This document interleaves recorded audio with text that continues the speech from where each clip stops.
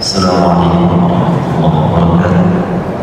الحمد لله رب العالمين، والصلاة والسلام على أشرف المرسلين محمد وعلى آله وأصحابه ومن اتبعه إلى يوم الدين. رب زدني علما وارزقني فهما حفظا وتلاوة وذكرا. Maha suci Allah Subhanahu wa Ta'ala yang kembali mempertemukan kita untuk mengkaji ayat-ayat suci. InsyaAllah pertemuan sore hari ini kita akan mengkaji surat Al-Baqarah ayat 40. A'udzu billahi minasyaitonir rajim. Ya bani Israil adhkuru ni'mati allati an'amtu 'alaikum wa awfu bi'ahdi ufi bi'ahdikum wa iyaya farhabun. Ya Bani Israel, wahai keturunan Israel. Yang dipanggil bukan Israelnya tapi keturunannya. Kalau Israel adalah julukan untuk Nabi Ya'qub. Isra itu artinya adalah pilihan. Il adalah Allah, ilah. Jadi Israel itu artinya pilihan Allah. Maka yang dipanggil bukan Israel tapi anak cucu Israel. Dengan panggilan wahai anak cucu Israel, berarti masyarakat dipanggil dengan diingatkan bagaimana kesolehan Israel. Kalau ada anak nakal, orang tuanya adalah ahli ibadah, lalu dipanggil, wahai anak yang orang tuanya ahli ibadah, kan beda ya. Atau umpamanya anak sakit, bahasa kotanya eksim, bahasa kampungnya buduk gitu ya. Kemudian dipanggil, wahai anak dokter, kamu budung gitu. Beda namanya dengan anak petani mendingan, tapi anak dokter. Nah demikianlah ya Bani Israel, wahai orang-orang yang memiliki ayah begitu soleh, kok kenapa kamu seperti ini? Itu kan lebih terasa gitu. Jadi diingatkan kepada orang tua mereka yang dikenal sebagai orang yang soleh.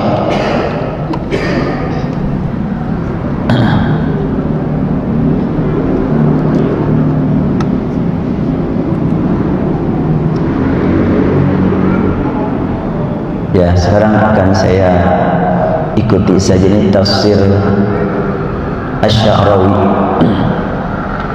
Ba'da an qassallahu alina qissatal khalqi wa kaifa bada'at bi Adam. Setelahnya Allah Subhanahu wa ta'ala menyampaikan kisah penciptaan alam dan penciptaan manusia, diawali dengan menciptakan Adam. Wa adawata iblis li Adam wa sababah, dan juga Allah menjelaskan tentang bagaimana iblis memusuhi Adam dan apa yang menjadi penyebab iblis memusuhi Adam. Setelah Allah menjelaskan itu, maka qassa alaina at-tajribatul ula. Setelah itu Allah mengisahkan kepada kita tentang perjalanan hidup awal lil manhaj fi ihdal jannat. Diperlihatkan kepada kita bagaimana praktek kehidupan orang pertama yang menempati tempat istimewa yang disebut dengan jannah. Itu dulu kan diceritakan begitu. Kemudian juga Allah menjelaskan kepada kita bagaimana Adam dihadapkan kepada berbagai macam ujian hingga dia terbawa oleh bujukan dan rayuan syaitan sampai melaksanakan pelanggaran. Setelah itu nazala ilal ardi musallahan bimanhajillah. Dia langsung meninggalkan tempat semula ke tempat yang lain namun dibekali oleh Allah berupa pedoman hidup dan diberi pemeliharaan dengan taubat, sebagaimana telah dibahas pada pertemuan yang lalu bahwa taubatnya Adam adalah taubat yang menjaga Adam, bukan taubat selewat. Tidak ada istilah sudah taubat, tetapi bersama taubat. Hidup Adam di muka bumi, hidup bermasyarakat bersama taubat. Sebagaimana kita temukan pada bacaannya ada fatalaqa Adamu min rabbi kalimatin dengan fatalaqa Adama min rabbi kalimatun. Ketika dibaca fatalaqa Adamu min rabbi kalimatin, Adam menyambut kedatangan kalimat. Ketika dibaca Adam min rabbi kalimatun, kalimat menyambut kedatangan Adam, sehingga antara Adam dengan kalimat ada interaksi yang akhirnya menjadi satu kesatuan antara Adam dengan taubat. Disebutkan di sini mahmiyan bitaubah. Adam selama hidup itu dijaga dengan pemeliharaan taubat min ayyagha, dia tidak akan berlaku dosa, berlaku melampaui batas. Setelah itu semuanya bada'at muhimmatu Adam al-ardi, maka mulailah Adam melaksanakan tugas sebagai khalifah sekaligus sebagai hamba di muka bumi. Innal haqqa subhanahu wa ta'ala arada an ya'ridu alaina mawqibar risalat wa kaifa istaqbala banu Adam manhajallahi bil kufr wal isyan. Setelah Allah menjelaskan tentang bagaimana pengalaman Adam digoda oleh iblis sampai sempat tergoda, setelah itu Allah menjelaskan kepada kita tentang perjalanan umat-umat berikutnya yang di bawah pimpinan para nabi, para rasul, dan bagaimana para nabi menghadapi umatnya. Ternyata sudah diberi bekal oleh Allah yang disampaikan para nabi, para rasul, bagaimana kondisi umat. Seperti Adam pernah melakukan dosa, maka umatnya juga banyak yang melakukan dosa. Hanya saja kalau Adam sekali berdosa, tobatnya terus menerus. Kalau umatnya tobatnya sekali, dosanya terus menerus. Ini perbedaannya nih. Banyak sekali umat Nabi Adam, umat para nabi ini menyambut manhaj Allah, menyambut pedoman dari Allah dengan kekufuran dan kemaksiatan. Fakhtar jalla jalluh qissata Bani Israel li'annaha aktsarul qasas mu'jizatin. Di sini setelah Allah cerita tentang Adam, kok langsung kepada Bani Israel? Apa hubungannya antara kisah Adam dengan kisah Bani Israel? Kenapa tidak Adam, Idris, Nuh? Kok langsung ke Bani Israel? Ini yang sangat penting buat kita untuk mengkaji ayat, bahwa satu ayat dengan ayat yang lainnya sangat erat hubungannya. Ternyata menurut Syekh Sya'rawi bahwa Allah Subhanahu wa ta'ala memilih kisah Bani Israel langsung setelahnya menyampaikan kisah Adam, karena Bani Israel ini adalah merupakan umat yang paling banyak keanehannya. Bukan aneh terpuji, tapi aneh tercela. Apa itu? Iya, banyak durhakanya, banyak maksiatnya. Karena itu di tengah-tengah Bani Israel banyak sekali para nabi, para rasul diutus untuk memperbaiki mereka. Wa anbiya'u Bani Israel min aktsaril anbiya alladzina ursilu li ummati Muhammad, li ummatin wahidah. Dan para nabi yang lahir dari Bani Israel adalah paling banyak. Jadi kebanyakan nabi itu dari golongan Bani Israel. Karena Bani Israel adalah banyak durhaka, sehingga para perbaikannya juga dari sana. Ya, kalau di tempat-tempat, di masjid-masjid, tempat-tempat orang-orang yang soleh, kan nggak perlu polisi ya. Nah, di tempat-tempat yang banyak durhaka, di situ disediakan polisi-polisi berjajar kan gitu. Nah, Bani Israil ini banyak sekali yang durhakanya, makanya disiapkan di sana para nabi, para rasul. Walaysa makna hadza annahum mufaddalun. Dengan banyaknya para nabi dari golongan Bani Israil, jangan dipandang bahwa Bani Israil lebih utama, lebih mulia. Oh, nabinya ternyata banyak dari Bani Israil, berarti Bani Israil lebih mulia. Bukan begitu. Justru karena mereka banyak yang durhaka, perlu yang banyak pembimbing, perlu banyak yang memperbaiki. Walakin li'annahum kanu aktsarul umami isyanan wa athaman. Bani Israil adalah merupakan masyarakat yang paling banyak maksiatnya, yang paling banyak dosanya. Fakanu aktsaruhum anbiya. Oleh karena itu mereka lah yang paling banyak nabinya. Kanu kullama kharaju min mu'jizatin inharafu fatati mu'jizatun ukhra. Jadi banyak sekali turunkan mukjizat-mukjizat di tengah-tengah Bani Israil. Mukjizat Nabi Ibrahim, mukjizat Nabi Musa, mukjizat Nabi Isa, mukjizat terus gitu. Itu di Bani Israil. Kalau waktu Ibrahim, Bani Israil belum dikenal ya, zaman Nabi Ibrahim. Sebab kan Bani Israil itu adalah Bani Ya'qub. Ya'qub putranya Ishak, Ishak putranya Ibrahim. Ya'qub cucunya Ibrahim. Bani Israil keturunan Nabi Ibrahim dari Nabi Ishak. Ketika datang kepada mereka mukjizat yang membuktikan hakikat kekuasaan Allah dan lemahnya mereka, ternyata sebentar mereka sadar membangkang lagi. Datang mukjizat baru, sebentar taat membangkang lagi. Sehingga mukjizatnya banyak, otomatis para nabinya banyak. Fayanharifuna wa hakadza hakamallahu alaihim lidzulmihim an yatafarraqu fil ardi. Karena Bani Israil itu membangkang terus. Datang seorang nabi membawa mukjizat, sebentar taat menyimpang lagi. Datang nabi baru, mereka taat sebentar menyimpang lagi. Akhirnya oleh Allah dijatuhi sanksi kepada Bani Israil berupa terpecah belah mereka kemana-mana sehingga enggak punya pusat. Di mana pusat Bani Israil? Beda dengan pusat umat Islam, umat Nabi Muhammad, ada Mekah, ada Madinah. Tapi Bani Israil enggak punya pusat sampai saat ini. Masih mendingan Nasrani.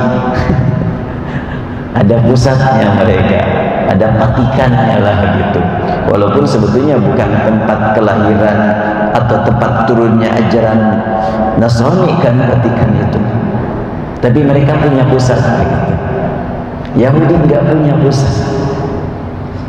Mereka berjuang untuk menjadikan Palestina sebagai pusat. Sekarang sudah hancur mereka. Dan sekarang sudah melakukan pelanggaran lagi. Mereka yang mengajak damai, setelahnya damai ada peluang untuk melanggar lagi. Itu sudah sejak dulu begitu. Makanya ketika orang-orang Yahudi ngajak damai kepada Hamas, disambut ayo, dan dimanfaatkan masa perdamaian yang pertama 72 jam dimanfaatkan untuk merapihkan barisan kembali. Dan diulang-ulang, kita harus waspada, mereka akan khianat manakala ada peluang. Selalu begitu dari dulu itu. Tsumma yatajamma'u marratan ukhra fi makanin wahid. Jadi Yahudi terpecah, tersebar kemana-mana, terpencar. Lalu mereka berkumpul di satu tempat, pecah lagi, itulah. Waladhiqul adab wan nikala jazaa'an lahum ala ma'siyatihim wa kufrihim. Ini supaya betul-betul terasa oleh mereka kerinduan ingin bertemu keluarga manusiawi mereka juga bagaimanapun. Dan itu sejak dulu pecah. Di zaman sebelum Al-Quran turun pecah Yahudi, setelah Al-Quran turun pecah lagi. Walidzalika akhadhat qissatu Bani Israil dzalikal hajm ad-dakhma fi kitabillah. Nah, dari perjalanan Bani Israil yang sangat banyak sekali, karena itu dalam Al-Quran pun kisah Bani Israil itu paling banyak. Kalau kaum Ad cuma selewat, kaum Tsamud selewat, kaum Madian selewat, tapi Bani Israil diulang-ulang. Di Al-Baqarah ada, di Ali Imran ada, di Al-A'raf, di Al-Kahfi, di surat Al-Isra, di surat Al-Qasas. Wah, hampir semua surat-surat yang panjang ada kisah Bani Israilnya.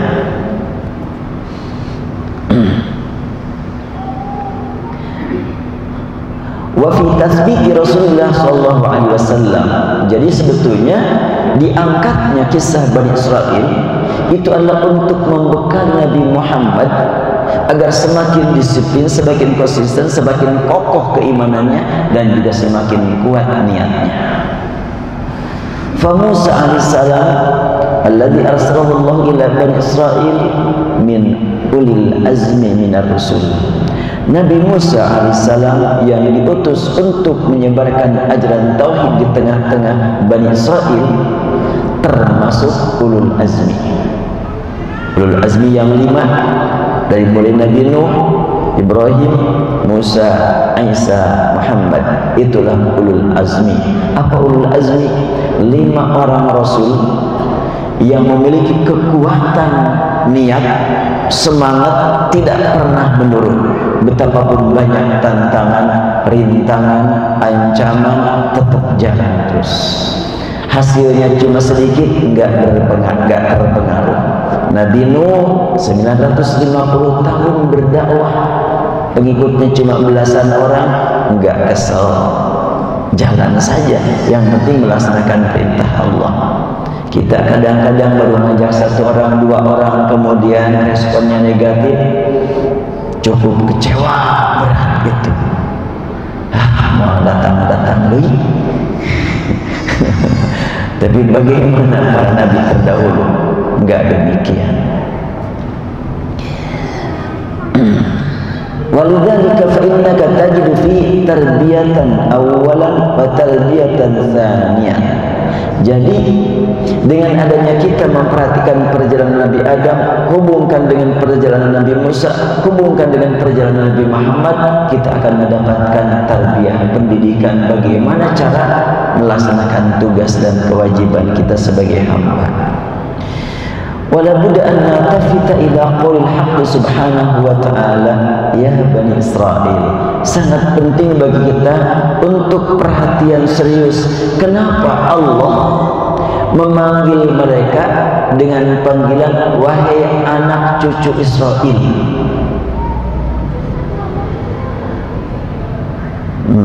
Fal-haqqu jalla jalaluhu hina yuridu an yunadi al-bashar jami'an yaqulu ya Bani Adam.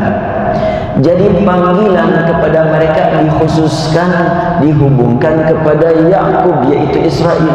Padahal Allah sering memanggil dengan kalimat wahai anak cucu Adam. Bukankah Bani Israel juga sama Bani Adam? Tapi kenapa dikhususkan dengan kalimat Bani Adam? Kalau kita bandingkan dengan kehidupan sehari-hari, ini adalah semua masyarakat yang hadir. Ada kalimat hadirin yang kami hormati, kan biasa begitu. Tapi kadang-kadang sebelum menyebut hadirin yang kami hormati, suka disebut dulu yang kami hormati Bapak Lurah, Bapak RW, Bapak RT, Bapak Ketua DKM, hadirin kan gitu ya.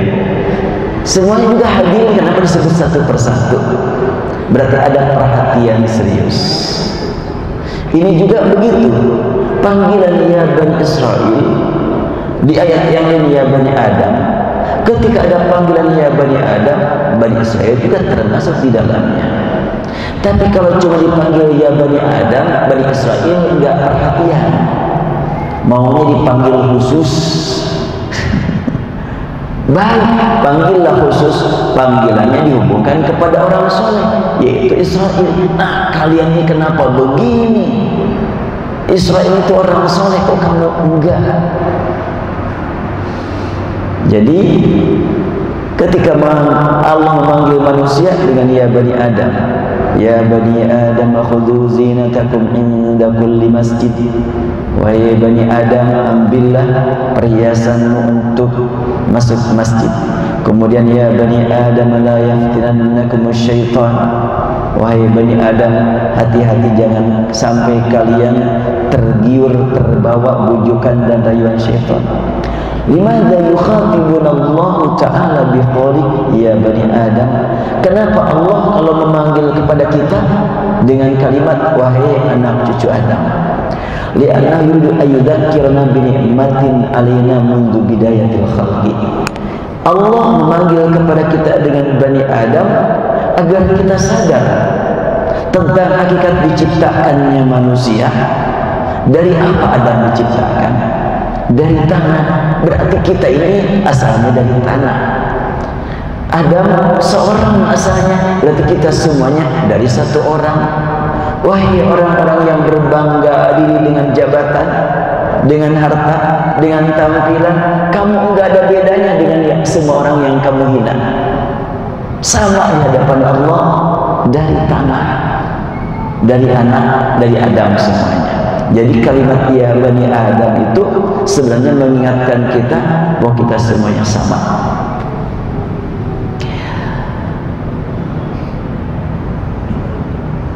Lianna hadhil ni'am takhussu Adam wa dzurriyyatahu, fallahu ta'ala khalaqa Adam biyadayhi wa amara al-malaikah an tasjuda lahu. Keistimewaan Adam harus senantiasa kita ingat manakala kita dipanggil dengan ya bani Adam. Apa keistimewaan Adam? Iya, waktu dulu Adam baru seorang diri, diberi oleh Allah ilmu yang tidak Allah berikan ilmu tersebut kepada malaikat. Adam kedudukannya di atas malaikat. Kita mesti sadar betul kita itu harus berjuang mencapai tingkatan di atas malaikat sebagaimana Adam. Wa a'adda lahu kaunan mali'an bi kulli ma yadman istimrar hayati laisa bidaruriyat faqat walakin bil kamaliyat. Allah Subhanahu wa taala memberi bekal kepada Adam demikian banyak, tidak terbatas, bukan cuma bekal yang sangat diperlukan, bahkan banyak bekal-bekal yang berupa perlengkapan. Yang keperluan sembako, pokoknya kan bahasa sekarang. Tapi kan tidak cuma sembako, ada handphone tuh. Itu mah tanpa handphone juga orang bisa hidup gitu. Nah, Adam dulu disediakan tempat, sediakan makanan, sediakan minuman, dan masih banyak lagi kenikmatan-kenikmatan yang lainnya. Thumma darrabahul haqqu ala ma yasta'ridu lahu min irwa'i syaitan. Setelah itu, ketika kita mendengar panggilan Allah ya bani Adam, oh dulu Adam diberi nikmat yang banyak dan oleh Allah diuji. Jangan mendekati satu pohon, itu ujian dari Allah.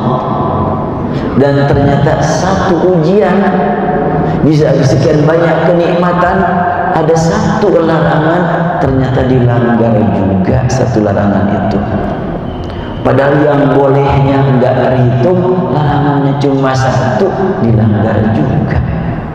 Itu Adam mengalaminya. Kenapa? Irwa'i syaitan, tergoda oleh syaitan. Jadi kalau begitu ketika kita mendengar kalimat ya bani Adam, ingat kepada karunia yang Allah curahkan kepada kita sebagai keturunan Adam. Ingat juga kepada pengalaman Adam tergoda oleh syaitan, agar kita hati-hati terus. Wa afhamahu anna syaitan aduwwun lah. Allah telah menjelaskan kepada Adam, syaitan itu adalah musuh. Sudah tahu sewaktu Adam didatangi oleh iblis, dibujuk, dirayu, Allah sudah memberitahu kepada Adam, iblis itu musuh kamu. Tapi walaupun sudah diketahui musuh, mau-maunya lagi menyambut tawaran Adam. tawaran iblis. Sama zaman sekarang juga begitu. Orang Indonesia tahu betul mana gitu orang yang membawa manfaat buat bangsa dan mana yang dapat merusak. Yang merusak juga disambut kok. Jangan terlalu jauh itu masalah politik dah.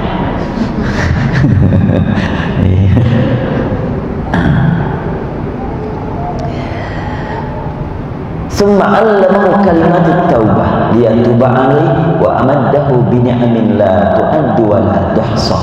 Setelahnya Adam melakukan pelanggaran, Allah berikan kepadanya ilmu bagaimana cara memperbaiki apa yang sudah dia lakukan berupa kesalahan, yaitu kalimat untuk taubat. Dan setelah itu Allah berikan lagi kepadanya kenikmatan-kenikmatan lain setelah dia taubat. Pelajaran juga buat kita, dengan semakin banyak taubat, nikmat Allah akan semakin bertambah kepada kita. Tapi bukan nikmat yang berupa fisik. Kalau berupa fisik, ya itu sudah dibagi-bagi beda-beda. Banyak ahli taat kenikmatan materinya sedikit, banyak tukang maksiat kenikmatan materinya lebih banyak. Tapi banyaknya materi belum merupakan jaminan nikmat hidup kan. Wa qad 'allamana Allah Subhanahu wa ta'ala ilman mayyazana Allah ta'ala fi al-malaikatihi. Allah mengajarkan kepada kita satu ilmu yang dapat mengantarkan kita untuk mencapai tingkatan tinggi di atas malaikat sebagaimana Adam dulu. Kalau manusia saat ini ahli taat, jauh dari maksiat, kan ada perjuangan. Kalau malaikat tidak maksiat, tidak ada perjuangan. Karena itu manusia yang taat tidak maksiat mencapai tingkatan di atas malaikat. Allah tegaskan, walaqad karramna bani Adam wa hamalnahum fil barri wal bahri warzaqnahum minat thayyibat wa faddalnahum ala katsirin mimman khalaqna tafdila. Telah kami angkat, telah kami muliakan Bani Adam di atas makhluk-makhluk yang lain, baik makhluk-makhluk yang lain yang hidup di bumi, di daratan ataupun di lautan. Manusia lah lebih tinggi kedudukannya di atas mereka.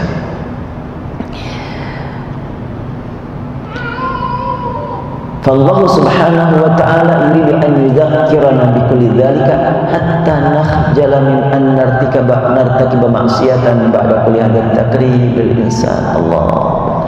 Allah menghendaki untuk mengingatkan kita dengan kenikmatan yang diterima Adam, kedudukannya, makanannya, baik kenikmatan bersifat materi ataupun non materi di atas makhluk yang lain. Kenapa Allah mengingatkan seperti itu? Biar kita malu kalau mau berbuat maksiat. Sudah dihormat, malah mau hina. Sudah diangkat, malah mau ke bawah. Sudah diangkat di atas malaikat, malah mau di bawah binatang. Nah, dengan kalimat ya Bani Adam, wahai anak cucu Adam, ingat kepada kedudukan Adam, ingat kepada karunia yang diterima oleh Adam. Nah, kita sebagai anak cucunya. Sama kan kalau umpamanya ada dua orang, ini secara hukum sosial, jangan dihubungkan dengan hukum akidah. Hukum sosial, ada dua anak, yang satu anak orang miskin, yang satu anak pejabat tinggi. Anak dua-duanya dipanggil, disebut ayahnya. Anak menteri. Satu lagi, anak tukang apa ya?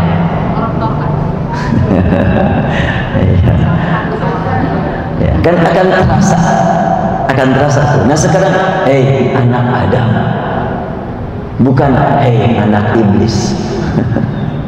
Dengan sebutan anak Adam, Adam mulia di atas malaikat. Kita harus merasakan kemuliaan tersebut. Jangan mau menjadi makhluk yang hina.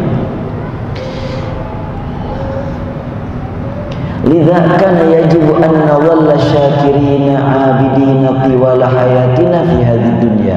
Jadi dengan panggilan ya Bani Adam, kita diingatkan agar tetap berada dalam keadaan bersyukur kepada Allah, beribadah kepada Allah selama kita masih punya kesempatan dalam kehidupan ini. Lakinnana nulahidhu, tapi bagaimana kita perhatikan sekarang, annal haqqa subhanahu wa ta'ala, bahwa Allah subhanahu wa ta'ala pada hadil ayat al-karimah biqouli ya Bani Israel. Bagaimana Allah mengawali ayat ini dengan kalimat ya Bani Israel, tidak ya Bani Adam. Kenapa? Ketika disebut ya Bani Adam, kita diingatkan tentang hakikat Adam, hubungannya dengan malaikat. Bagaimana ketika dipanggil keturunan Israel disebut dengan panggilan ya Bani Israel? Kenapa dan siapa yang disebut dengan Israel itu? Israel ma'khudhatun min kalimataini. Kata Israel itu diambil dari dua kata. Apa? Isr dan wa'il dan il. Isr dan il. Isr itu adalah Abdul Mustafa atau Mukhtar, hamba terpilih. Itu Isra namanya. Isra itu adalah hamba pilihan. Dan makna il adalah Allah dalam bahasa Ibrani.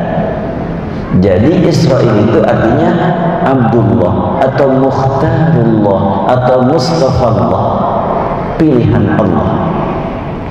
Fayakunu ma'nal kalimah, jadi kalimat Israel itu apa artinya? Safwatullah, pilihan Allah. Wal istifahuna li Ya'qub wa li dzurriyyatihi. Pengangkatan kata istifa yaitu pilihan ini bukan untuk anak cucunya, tapi buat Ya'qub sendiri. Ya'qub adalah merupakan pilihan Allah. Apabila kita lihat Israel yaitu Ya'qub, bagaimana Allah menggunakan kalimat ini, nama ini? Najidu anna akhdal ismi annahu akhdal isma li anna ibtala min Allah bala'an kabiran. Karena Nabi Ya'qub itu sebetulnya termasuk orang yang sekian lama mendapatkan ujian dari Allah. Nabi Ya'qub itu antara lain ujian yang sangat berat yang dialami Nabi Ya'qub adalah kehilangan anak yang paling disayanginya. Mana anak ini paling disayangi, ganteng lagi, itulah Yusuf. Lama tidak bertemu, puluhan tahun tidak bertemu dengan Yusuf, sampai karena terus-terusan nangis ingat kepada Yusuf, sehingga beliau kena penyakit mata sampai tidak bisa melihat akibat tangisan terus-terusan. Ujian dari Allah. Namun Allah memberikan keyakinan ke dalam qalbu Nabi Ya'qub, Yusuf masih ada sekarang. Kalau meninggal selesai sudah. Tapi ini yakin Yusuf masih ada. Sudah 10 tahun, 20 tahun nggak ada berita, nggak ada SMS, dicari di Facebook nggak ada, di WhatsApp nggak ada. Karena belum ada handphonenya juga, internetnya juga belum ada. Kemana harus nyari berita? Itulah Nabi Ya'qub nangis terus menghadap kepada Allah. Itu ujian dari Allah dikatakan. Istahaqqa bihi ayyakuna safiyan lillah. Karena ujian yang begitu berat, yang begitu lama, layak Nabi Ya'qub disebut sebagai pilihan Allah. Wa indama yunadillahu ta'ala qauma Musa biqauli. Ketika Allah Subhanahu wa ta'ala memanggil kita dengan ya Bani Adam, tapi kalau memanggil umat Nabi Musa disebutnya Ya'qub bukan Musa. Ya Bani Israel. Tidak pakai ya qauma Musa, enggak. Nabi Musa kadang-kadang memanggil ya qaumi, tapi seringnya ya Bani Israel. fa innahu yuridu an yudzakkirahum bi manzilati Israil indallah.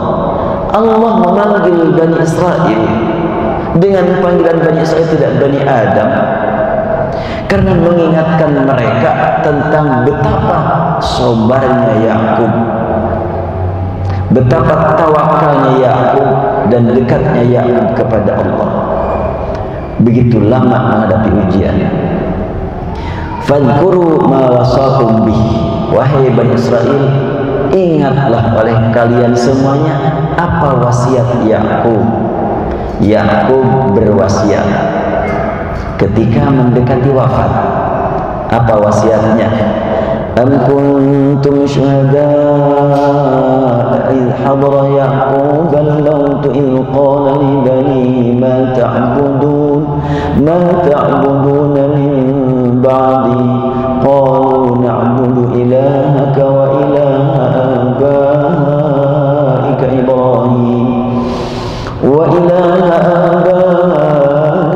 Ibrahim wa Ismail wa Ishaq ilahan wahida wa nahnu lahu muslimun. Ketika Yakub mendekati wafat, menghadirkan anak-anaknya dan beliau menyampaikan wasiat. Wasiatnya apa? Wahai anak-anakku, apa yang kalian sembah setelah aku tidak ada nanti? Mereka menjawab, kami menyembah Tuhan engkau, Tuhan ayah engkau Ibrahim, Ismail, Ishak, satu Tuhan. Ada kalimat satu Tuhan, jangan sampai dianggap Tuhan engkau dan Tuhan ayah engkau dua dunia dan Tuhan Isa, enggak. Makanya dikunci di akhir ilahan wahidan, satu Tuhan. Wa nahnu lahu muslimin, dan kami kepada ilah yang satu itu berserah diri. Summa ya'ti ba'da dzalika, setelah itu Yakub ba'da dzalika qalu Yakub, kita lihat ungkapan Nabi Yakub, ya baniya inna Allah astafa lakumuddin fala tamutunna illa wa antum muslimun. Tadi surat Al-Baqarah 133, sekarang surat Al-Baqarah 132 menyebutkan, wahai anak-anakku, sesungguhnya Allah telah memilih untuk kalian agama sama. Janganlah kalian kedatangan mati kecuali dalam keadaan muslimun. Berarti Nabi Yakub berpesan agar semua keturunannya menjadi muslim. Saat ini disebut beragama Islam, dulu tidak disebut beragama Islam, tapi semuanya harus muslim. Itulah wasiat yang disampaikan Yakub kepada anak-anaknya. Tentu di dalam wasiat tersebut ada ilmu dan ada nasihat. Allah Subhanahu wa ta'ala, ketahuilah satu-satunya Tuhan, tidak ada sekutu baginya, dan agama ini hanya satu, yaitu Islam. Itu adalah ilmunya. Wasiatnya apa? Wa ilaihi tadzkir, bahwa Allah Subhanahu wa ta'ala telah memilih buat mereka agama yang hak, yang benar ini. Hati-hati jangan sampai kedatangan mati dalam keadaan lalai. Selalu menjaga-jaga, sedangkan mati dirahasiakan oleh Allah, sengaja oleh Allah dirahasiakan, biar kita siap selalu setiap hari. Sudah dirahasiakan, banyak lalai juga ya. Bagaimana kalau ditetapkan gitu? Semuanya meninggal pada usia 70 tahun umpamanya, lah masih 50, 20 tahun lagi bebas itu, bisa begitu tuh. Tapi karena dirahasiakan, semestinya kita selalu waspada setiap saat. Walaqad ja'at hadhihi al-wasiyyatu hina hadara Ya'qub al-maut. Wasiat ini disampaikan pada waktu Yakub mendekati maut. Sa'atal maut, kan biasa sekarang juga apabila ingat kepada wasiat orang tua, mana yang paling teringat? Waktu awal-awal atau waktu sudah mendekati meninggal? Biasanya kan kalau sudah mendekati meninggal lebih ingat ya, diingat. Duh, dia sewaktu mau meninggal pernah ngomong begini, itu aja yang diingat. Yang lama-lamanya lupa lagi. Tapi yang paling sering diingat adalah yang sudah mendekati wafat. Wasa'atul maut yaqul insan sadiqan ma'a nafsihi. Kenapa? Sebab orang kalau sudah mendekati mati gak akan ngomong macam-macam. Pasti dari hati nuraninya, benar terhadap dirinya dan juga jujur di hadapan Allah. Wasadiqan ma'a dzurriyyatihi, dan juga tidak berkepentingan dari anak. Kalau sudah mendekati mati, sudah kata istilah orang barat separuh perasaan, kan biasa bilang gitu tuh, udah lain perasaanku ini.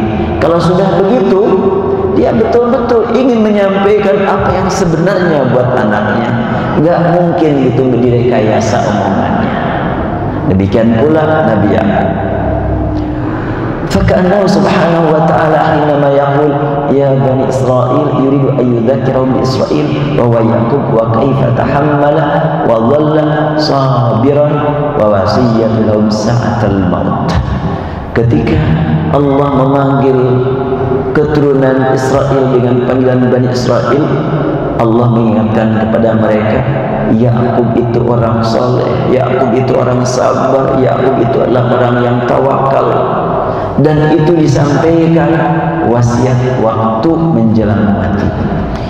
Inna Allah subhanahu wa ta'ala yudzakirul abna bifadli al-aba allahum yatta'idun aw yakhjalu minal ma'siyah tamaman kama yakununaka abdun salih asrafa abna'u ala anfusihim. Allah mengingatkan kepada mereka agar mereka mengambil pelajaran dan malu untuk berbuat dosa. Ingat, kita itu dikenal sebagai keturunan orang baik. Jangan sampai kita khianati kemuliaan orang tua kita, kan itu kan biasa. Nah, demikianlah Bani Israel. Seakan-akan Allah berfirman, kalian enggak malu kok berbuat dosa adalah orang tua kalian begitu soleh. Kalian enggak malu orang sudah kenal orang tua kalian orang baik. Sama kalau umpamanya zaman sekarang ada keturunan orang soleh disebut-sebut orang tuanya. Israel Yaqub adalah Yaqub putra Ishak, Ishak putra Ibrahim, dan Ibrahim punya anak bernama Ishak dan Ismail. Rasulullah Muhammad SAW dari keturunan Ismail. Dan Allah Subhanahu wa ta'ala memanggil keturunan Yaqub tadi dengan kalimat uzkuru ni'mati allati an'amtu 'alaikum. Ingatlah kalian akan nikmatku. Nikmat bersifat materi. Tapi kalau memanggil kita, Allah berfirman, uzkurullah. Ingatlah Allah. Allah memanggil kita, ya ayyuhalladzina amanu dzkurullaha dzikran katsira. Wahai orang yang beriman, sering-seringlah ingat kepada Allah. Bani Israel dipanggil, wahai Bani Israel, ingat kepada nikmatku. Apa bedanya itu? Kalau uzkurullah, kita diperintah untuk ingat kepada pemberi nikmat. Tapi kalau uzkuru nikmati, diingatkan untuk mengingat kenikmatan yang sangat terbatas. Artinya orang-orang Israel ini dipanggil dan diperintah untuk ingat kepada nikmat Allah, memberi makna bahwa Israel adalah materialis. Harus disebutnya materi aja. Ingat akan karunia yang sudah aku carirkan pada kalian, makanan, minuman, tempat yang enak, itu dari aku semuanya. Itu peringatan kepada Bani Israel. Tapi kepada umat Nabi Muhammad, ingatlah Allah. Tentunya kalau mengingat Allah tidak dibatasi hanya mengingat nikmatnya saja berupa materi, tapi mengingat sifat Allah, mengingat kekuasaan Allah, tidak hanya mengingat apa yang kita terima semata. Nah, berarti kalau umpamanya orang tua berkata kepada anak yang masih nakal, nah, itu baju dari siapa? Itu handphone dari siapa? Bukankah dari ayah? Kenapa kok begitu? Tapi kalau kepada anak soleh, enggak disebut handphone, enggak disebut baju. Tapi ini ayahmu, nah, cukup kan begitu? Dengan kedudukan ayah, udah terbayang semuanya. Kedudukannya sebagai ayah yang harus dihormati, kedudukan ayah yang senantiasa melindungi, yang memberi, yang berjuang. Tapi kalau cuma sekedar nikmat, terbatas. Nah, sebetulnya ketika Al-Quran memanggil Bani Israel dan kita baca, ya Bani Israel azkuru ni'mati allati an'amtu alaikum, Bani Israel diperintah untuk ingat kepada karunia Allah berupa materi. Kita jangan seperti itu.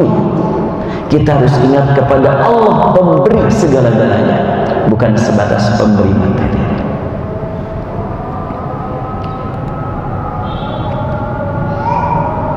Nah, seakan-akan Allah berfirman kepada Bani Israel, wahai Bani Israel, selama kalian memang hanya bisa diingatkan dengan materi, dengan duit, dengan makan, dengan minum, gak apa-apa untuk sementara. Ingat itu dari mana kamu bisa makan, dari mana kamu bisa minum.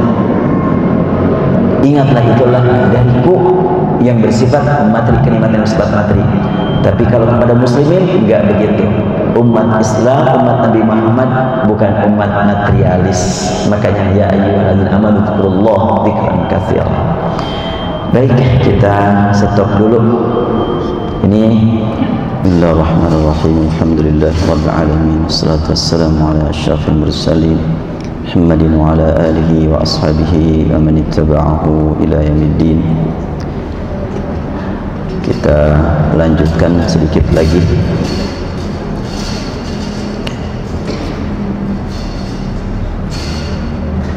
Dalam perbedaan mengingat Allah dengan mengingat nikmat Allah. Tentu mengingat nikmat Allah terbatas kepada karunia yang tercurah kepada kita. Kalau mengingat Allah tentunya tidak terbatas, tapi kita ingat akan keagungannya, kemuliaannya, kedudukannya sebagai Tuhan, kedudukannya sebagai pencipta. Ada hadis yang disebut dengan hadis qudsi. Allah berfirman, ana ahlun an uttaqa fala yuj'al ma'i ilah, faman ittaqa ay yaj'ala ma'i ilahan kana ahlan an aghfira lahu. Aku adalah pantas untuk dipelihara, jangan sampai ada yang menganggap ada Tuhan selainku. Barang siapa yang memelihara diri, tidak mau mengakui ada Tuhan selain aku, maka aku berhak untuk mengampuni dosanya. Kemudian kalau begitu maka kita menyembah Allah karena Allah memang berhak disembah. Kalaulah Allah tidak menciptakan neraka bagi yang berdosa dan tidak menciptakan surga bagi yang bertakwa, tetap kita wajib menyembahnya. Karena itu kaum mukminin adalah senantiasa dihadapkan kepada ujian dari Allah Subhanahu wa taala agar terlihat jalan oleh kaum mukminin untuk mendekatkan diri kepada Allah. Allah Subhanahu wa taala menguji kaum mukminin sebenarnya itulah untuk memberikan nikmat kepada mereka. Kita akan merasakan nikmatnya makan kalau lapar terlebih dahulu kan. Kalau enggak lapar nih, walaupun makanannya enak tetap aja enggak enak. Jadi diberi dulu lapar akan terasa nikmat. Demikianlah kehidupan kita berhubungan dengan Allah akan terasa nikmat setelahnya ada ujian. Wallahu subhanahu wa ta'ala yubahi bi'ibadihi malaikatah.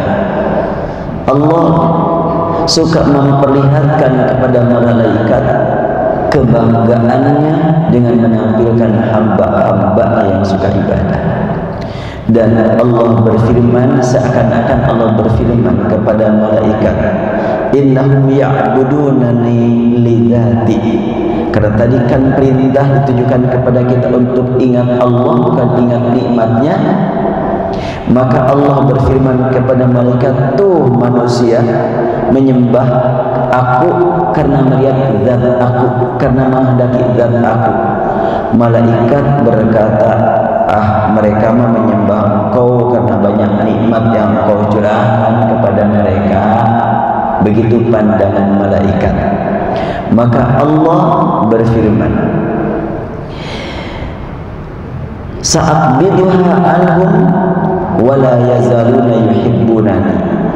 Akan ku ambil kenikmatan dari mereka dan kalian akan menyaksikan mereka tetap mencintai aku. Wa min ibadi man uhibbu du'a'ahum. Di antara hamba-hambaku ada yang kuistimewakan dengan adanya mereka suka berdoa dan aku senang mendengarkan doa mereka. Fa ana abtalihim hatta yaqulu ya Rabb. Nah, supaya mereka terus berdoa, aku uji mereka biar mereka berkata, wahai Rabbku, ya Allah, ya Rahman. Kalau enggak diuji, mereka enggak manggil aku. Maka aku uji biar mereka memanggil aku. Dan ketika mereka memanggil aku senang mendengarkan mereka memanggil aku.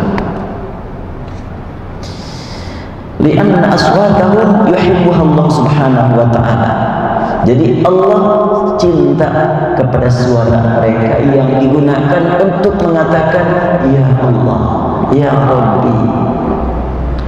Walidzalika idza btala 'abdan fi sihhatihi mathalan wa salaba minhu ni'matal 'afiyah tarjahihu walladhi yanzil hadha nazrat 'adami ridha. Wa amma al-muta'ammiq fayanzur ila qawlillahi fi hadis al-qudsi anallahu azza wa jalla yaqulu yaumil qiyamah. Pada saat Allah menguji hambanya dengan sakit, orang yang bodoh berkata dia sedang dijauhi Tuhan. Tuh sakit, aku sehat, sedang dicintai Tuhan. Itu orang bodoh itu. Bagaimana orang yang mendalam tentang keimanan kepada Allah? Orang tersebut akan selalu mengingat hadis qudsi, firman Allah tentunya.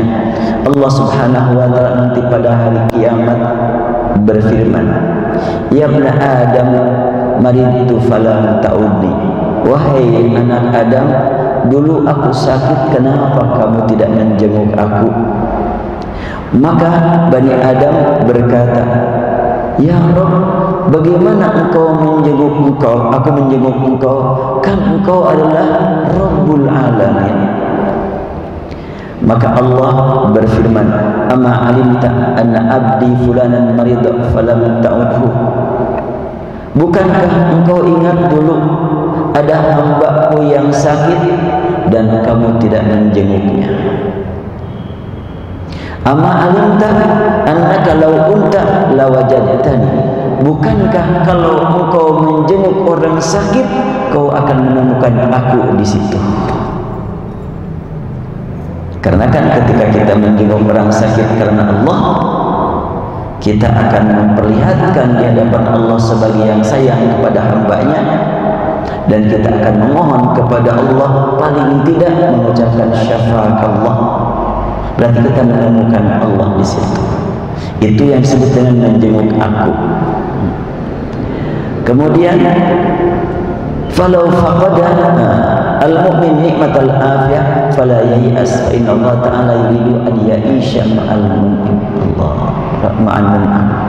Apabila seseorang kehilangan kesehatan, jangan merasa kecil hati, putus asa. Sebetulnya Allah menghendaki ingin hidup bersama dia. Kenapa? Karena ketika dia sakit, ketika orang mukmin sakit, dia selalu mengatakan, ya Allah, ampuni aku, ya Allah, sembuhkan aku. Berarti pada waktu itu dia bersama Allah terus. Yalah, kalau gitu mah pulang dari sini pada sakit jangan. Bukan itu yang dimaksud. Wa annahu tiwala fatrati maradi fi ma'iyatillah. Jadi orang mukmin selama sakit terus bersama Allah.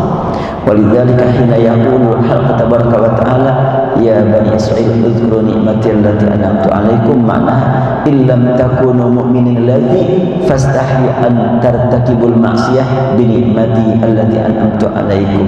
Jadi kembali lagi kepada awal ayat ya bani Israil, seakan-akan Allah berfirman kepada Bani Israel, wahai Bani Israel, kalian memang enggak bisa mengingat aku, enggak apa-apa kalau memang tidak bisa mengingat aku, ingat ajalah nikmatku. Memang kalian itu materialis. Seakan-akan begitu Allah kepada Bani Israel. Tapi kalau kepada umat Nabi Muhammad beda. Ya ayyuhalladzina amanu dzkurullaha dzikran katsira.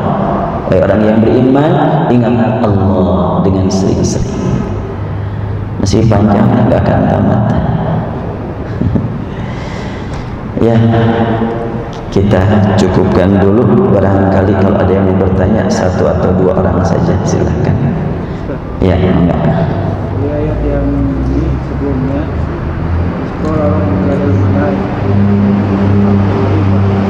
Ya.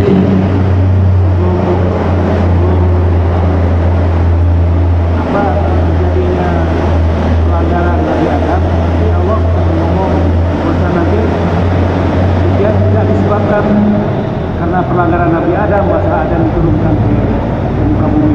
Kalau dilihat di ayat yang sekolah Rabbuka lil malaik. Ya. Di awal di ayat 30 wa idz qala rabbuka lil malaikati inni ja'ilun fil ardi khalifah, kan? Itu ayat 30. Ingat ketika Rabb berfirman kepada malaikat, aku jadikan nanti khalifah di muka bumi. Kemudian Allah buktikan Adam dipilih untuk menjadi khalifah dengan ilmunya. Allah berikan kepada Adam ilmu. Setelahnya Adam diberi ilmu, Allah tunjukkan keilmuan Adam kepada malaikat. Adam, kalau orang Bandung namanya manggil kepada Adam. Engkau sudah diberi ilmu, engkau akan menjadi khalifah. Supaya malaikat semakin yakin, maka tunjukkan kepada mereka ilmu kamu. Dan malaikat diperintah oleh Allah, wahai malaikat, coba sebutkan nama-nama ini. Wah, nggak tahu. Adamlah yang menunjukkan. Adam mengaku, oh iya, kalau begitu memang ini rahasianya. Allah mengangkat Adam menjadi khalifah. Nah, setelahnya terbukti Adam di atas malaikat, tibalah saatnya kamu semuanya malaikat dan jin hormat kepada Adam. Wa idz qulna lil malaikati isjudu li Adam, sujudlah kepada Adam. Semuanya sujud, yang tidak sujud adalah iblis. Sudah dibahas pada pertemuan yang lalu. Kenapa iblis tidak sujud? Apakah dia tidak sujud karena merasa tidak diperintah? Enggak. Bukan itu yang membuat dia tidak sujud. Tetapi sebagaimana disebutkan dalam surat Al-A'raf, Allah bertanya kepada iblis, ma mana'aka alla tasjuda id amartuk? Apa sih yang membuat kamu tidak mau sujud ketika aku perintahkan padamu? Iblis berkata, gak pantas aku sujud kepada makhluk yang kau ciptakan dari api, dari tanah. Kau ciptakan aku dari api. Jadi iblis tidak sujud kepada Adam karena merasa lebih mulia daripada Adam. Apa yang membuat dia merasa lebih mulia? Memandang masa lalunya lebih baik. Padahal masa lalu bukan hasil dia kan. Masa lalu artinya bahan diciptakannya dia dari api, sedangkan Adam dari tanah. Pelajaran buat kita dari ayat ini, kita tidak pantas bangga dengan masa lalu orang tua kakek kita. Oh, ayah saya bukan orang sembarangan. Yang penting mah kamu aja deh, gak usah bawa-bawa ayah dan kakek. Tidak ada dalam Al-Islam bangga dengan ayah kecuali kalau memang ingin melanjutkan perjuangan yang baiknya. Oh, saya mau turunan Nabi, mau turunan bukan Nabi, yang penting ketakwaan di hadapan Allah. Itu jelas. Kalau mengaku-ngaku turunan, atau saya turunan api, Adam turunan tanah, ternyata itu adalah yang membuat iblis terkutuk di hadapan Allah. Nah, kemudian karena iblis dinyatakan terkutuk, iblis kesal dan iblis kecewa, maka dia berjuang untuk supaya Adam bisa digoda oleh dia. Fa'azallahuma asyaitanu anha fa'akhrajahuma mimma kana fihi. Maka iblis merayu, membujuk, sampai akhirnya Adam terbawa oleh iblis hingga Adam keluar dari tempat semula. Karena oleh Allah dikeluarkan, ihbitu minha jami'an, keluar dari sini kamu. Fa imma ya'tiyannakum minni hudan faman tabi'a hudaya fala khaufun 'alaihim wa lahum yahzanun. Maka setelahnya keluar di tempat semula, Adam menghadap kepada Allah, ingin supaya dapat bimbingan bagaimana bisa mendapatkan ampunan. Fatalaqa Adam min rabbi kalimatin fataba alaihi. Itu pada ayat 37 dibahas pada pertemuan yang lalu. Adam dibimbing oleh Allah bagaimana cara bertaubat. Ternyata kalimat taubat juga sangat dekat dengan Adam. Adam dekat dengan kalimat taubat dekat dengan Adam. Itulah yang disebut dengan penjagaan Adam. Setelahnya Adam di muka bumi sebagaimana seperti ini, bekal utama bagi Adam adalah taubat. Fatalaqa Adam bi kalimatin fataba alaihi innahu huwat tawwabur rahim. Itu perjalanannya Adam panjang. Yang ditanyakan tadi, ayat ini yang bikin Adam turun atau wa iqala rabbuka lil malaiikati itu sebelumnya? Sebetulnya Adam diangkat oleh Allah dengan adanya menjadi khalifah dan juga yang diberi bekal berupa ilmu dan diberi bekal berupa taubat. Itulah kedudukan Adam. Jadi kita juga begitu. Kita sadar harus punya tanggung jawab di hadapan Allah agar kita mampu mengemban amanat. Ilmu harus kita cari. Jangan nyombong dengan punya ilmu, tapi kita harus senantiasa merendah, punya dosa terus, taubat terus kepada Allah. Nah, itu yang harus kita ingat selalu ketika kita mendengar panggilan ya Bani Adam. Ketika ada panggilan ya Bani Israel, tuh Israel dipanggil dengan ya Bani Israel, kita dipanggil dengan ya Bani Adam, harus ingat. Wallahu a'lam. Ada lagi? Atau cukupkan? Baik, kita cukupkan saja kalau tidak ada lagi. Ya, enggak. Maaf, kalau seandainya dulu Nabi Adam itu tidak berdosa, apakah tidak jadi khalifahnya atau gimana? Ya, ini karena jawab pertanyaan seandainya kepada masa lalu. Jadi jawabannya juga dengan andai lagi. Kata andai akan bermakna kalau untuk masa mendatang. Andai ke masa lalu, Rasul bersabda, kamu jangan berkata lau, artinya andai kepada masa lalu. Tapi kalau ke masa mendatang bagus. Andai saya punya uang 1 miliar, semuanya akan disedekahkan, bagus kan? Walaupun sudah dapat belum tentu itu sedekahkan. Kalau seandainya saya punya uang sekian, saya akan umroh, bagus. Tapi seandainya kepada masa lalu, nah ini nampaknya sulit untuk dicari jawabannya. Baik, kita cukupkan. Subhanakallah bihamdik nasyhadu an la ilaha illa anta nastaghfiruka wa natubu ilaik. Allahumma ya rabbana lakal hamdu kama yanbaghi li jalali wajhika wa 'azimi sultanik. Allahumma ighfir lana dhunubana wa li walidina. Allahumma arhamhum kama rabbawna shighara wa li jami'il mu'minina wal mu'minat wal muslimin wal muslimat al ahya'i minhum wal amwat innaka sami'ud du'a. Rabbana atina fid dunya hasanah وفي الآخرة حسنة وقنا عذاب النار والحمد لله رب العالمين. السلام عليكم ورحمة الله وبركاته.